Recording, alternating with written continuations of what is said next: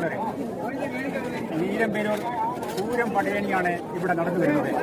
നൂറ്റാണ്ടുകളായി ഈ പ്രദേശത്തെ കാർഷിക വിളവെടുപ്പിന്റെ ഭാഗമായി, അതുപോലെ ചേരമാൻ പെരുമാൾ മഹാരാജാവിന്റെ കാലഘട്ടം മുതൽ ഇവിടെ ആരംഭിച്ച് ചേരമാൻ പെരുമാൾ മഹാരാജാവിന്റെ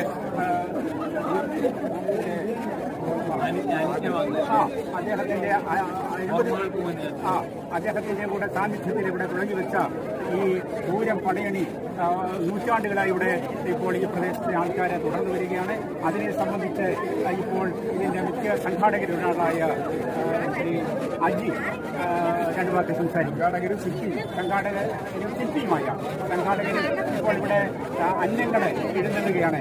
ഈ വലുതും ചെറുതുമായ അന്നങ്ങളെ ഇപ്പോൾ വലിയ രണ്ട് അന്നങ്ങൾ സഹിതം ഇവിടെ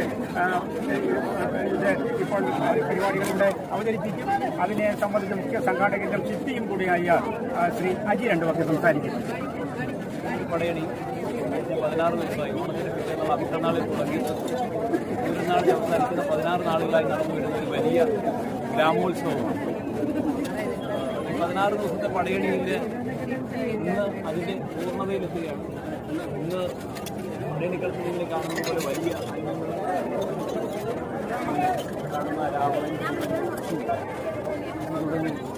അനവധി കോലങ്ങളിൽ നിന്നത്തെ പടയണി വരുന്നുണ്ട്.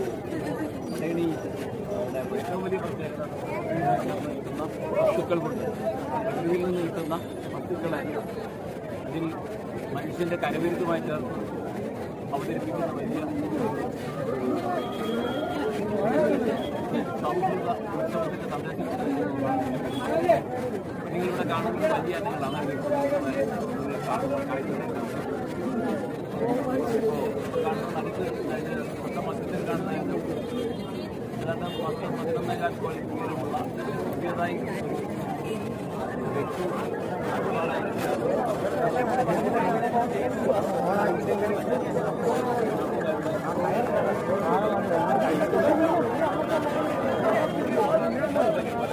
നാട്ടിലാണ്ട് 16 ദിവസത്തെ അധ്വാനത്തിൻ്റെ ഫലമായി ഇവിടെ നിർമ്മിക്കപ്പെടുന്ന അത്ഭുതമായ കാഴ്ചകൾ. താഴെ മൈതാനത്തിൽ കാണുന്ന പുതിയ അല്ലെങ്കിൽ അത് ഓരോ ആളുകളുടെ വിശ്വാസത്തിൻ്റെ ഭാഗമായി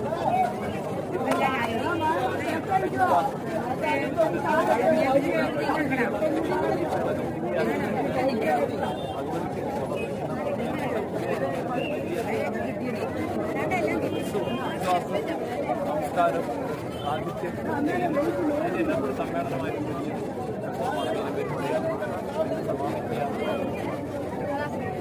പടയണിക്ക് ചടങ്ങുകൾ 10 വരെ ആരംഭിക്കും. ചടങ്ങുകൾ ആരംഭിക്കുന്നത് പിന്നെ ഈ കാണുന്ന ആളുകൾ ഒരുപാട് മലയിലെത്തി ദേവിയെ വളർന്ന ചടങ്ങുണ്ട്.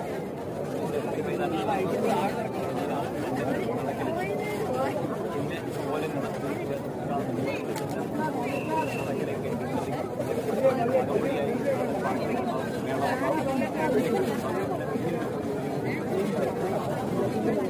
ഗ്രാമത്തിൻ്റെ ആവേശങ്ങളുടെ ഏറ്റവും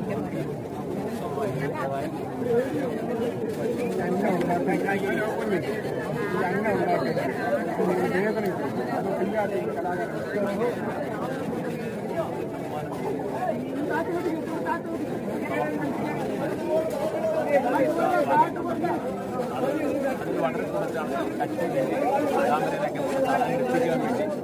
അത് തൊഴിലാളികൾ എന്ന് പറയുന്നതിൻ്റെ ഭാഗമല്ല. നമ്മുടെ ജീവിതത്തിൽ ഇന്നൊരു ഉണ്ടാകുന്നത് ഇന്ന് നിങ്ങൾ ഈ 16 ദിവസം മറ്റൊരു കാര്യം ചെയ്യാം. ഇത് നിർമ്മിക്കുന്ന ജൈവമാണ്. ജൈവ നിർമ്മിക്കുന്ന സമയത്ത് നിങ്ങൾ ശില്പി ഉൾപ്പെടെ നിങ്ങൾ സഹായിക്കുന്ന മറ്റ് ആർട്ടികളൊക്കെ മോയിന്റുകളോ മൃഗങ്ങളോ അങ്ങനെയാകും.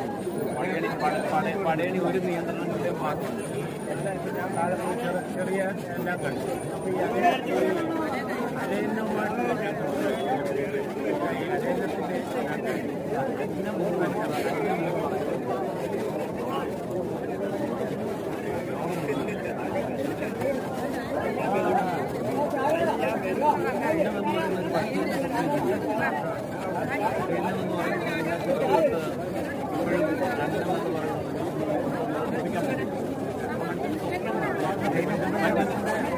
മനുഷ്യന്റെ കാൽപ്പനികതയെ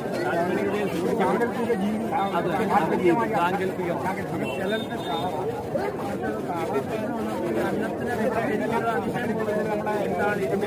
ഇതിന്റെ ഐതിഹ്യം നീലംപേരൂർ ഒരു പ്രദേശത്തെ ഈ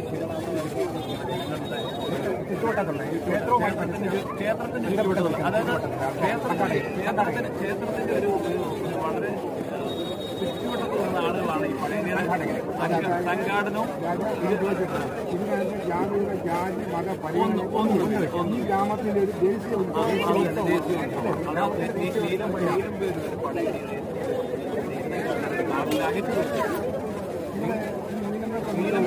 വലിയ ചരിത്രമുണ്ടല്ലോ ഇവിടെ നമ്മുടെ പണിക്കർക്കാരന്റെ ജന്മവും പണിക്കർക്കാരന്റെ അറിയപ്പെടുന്ന ആളല്ലേ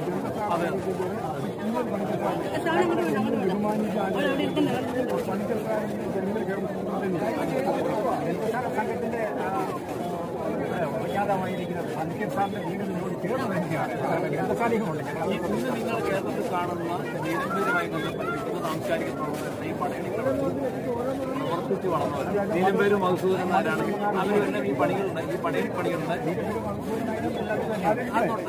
നീലംപേരും മധുസൂദനന്മാരും ഇവിടുത്തെ പടയണി കളത്തിൽ ഈ അന്നങ്ങളുടെയൊക്കെ കെട്ടുകാഴ്ചകളിൽ വളരെ വൈദഗ്ധ്യം ഉണ്ടായിരുന്ന മറ്റൊരു നോവലുള്ള പണിക്കർക്കാരന്റെ ജയത്തിന്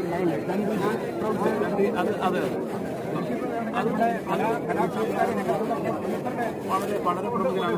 നീലംപേർ ചെമ്പൻ എന്ന് പറഞ്ഞ വലിയൊരു മേള വിദ്വാനുണ്ട്. അദ്ദേഹമായിരുന്നു ഒരു കാലഘട്ടം അദ്ദേഹം നീലംപേർ പടയണിയുടെ മരിക്കുന്നിടം വരെ പടയണിയുടെ മേളത്തിന്റെ നിയന്ത്രണം വഹിച്ചിട്ടാണ്. പടയണി എന്ന് പറയുന്നത് നീലംപേരൂരിലെ കലാ സാംസ്കാരിക മുഴുവൻ വിഷയങ്ങളുടെയും ഒരു കൂട്ടായ്മയാണ്. കഥകളി യോഗമില്ല ഉണ്ടായിരുന്നു. പോയി അതിന്റെ തുടർച്ചകളില്ലാതെ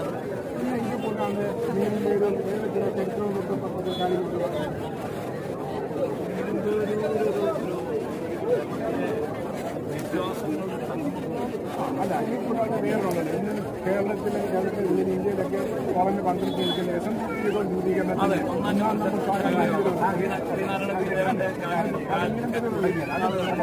എങ്ങനെ നോക്കിയാലും കലാപരമായിട്ടും കലാപരമായിട്ടും സാംസ്കാരികമായിട്ട് നോക്കിയാലും നീലംപേരൂർ എന്ന് പറഞ്ഞ വീടുമായി ബന്ധപ്പെട്ട് ഒട്ടനവധി സാംസ്കാരിക ചരിത്ര ബന്ധങ്ങളും കേന്ദ്രീകരിച്ച് തന്നെയാണ് ഇവിടെ പറയാം. പടയണി ഒരു പടയണിക്ക് ഗ്രാമത്തിലൊക്കെ എല്ലാവരും വലിയ കൂട്ടായ്മ. ഇവിടെ നിങ്ങൾ കാണുന്ന ആളുകളുണ്ട് 16 ദിവസം ഇന്നത്തെ പ്രവർത്തിച്ച് വരുന്നത്. അതിന് ലാഭമില്ലാത്ത ജാതിയില്ല, മതമില്ല, ധർമ്മം, മാനവധർമ്മം. ഇത്രയും സമയം നെല്ലിശ്ശേരി ചാനലുമായി സഹകരിച്ച എല്ലാവർക്കും ഞങ്ങളുടെ ഉത്സവമായി നന്ദി കൊണ്ട് നിർത്തുന്നു. എല്ലാ ആളുകൾക്കും ഭക്തജനങ്ങൾ ഉൾപ്പെടെയുള്ള എല്ലാവർക്കും ഞങ്ങളെ നന്ദി രേഖപ്പെടുത്തിക്കൊണ്ട് നിർത്തുന്നു.